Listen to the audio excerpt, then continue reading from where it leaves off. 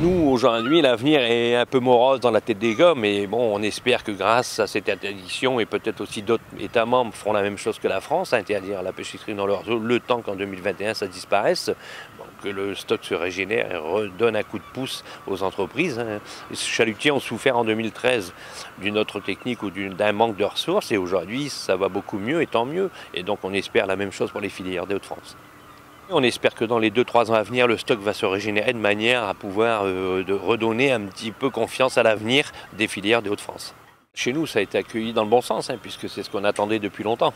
Voilà, donc maintenant, bon, c'est vrai que c'est un peu tard, et puis même l'interdiction au niveau européen, c'est 2021, c'est un peu loin, mais quand même, le fait de savoir qu'aujourd'hui, la France a vraiment mis en place l'interdiction totale de la pêche électrique dans les eaux françaises, pour nous, c'est quand même une victoire, parce que c'est ce qu'on attendait.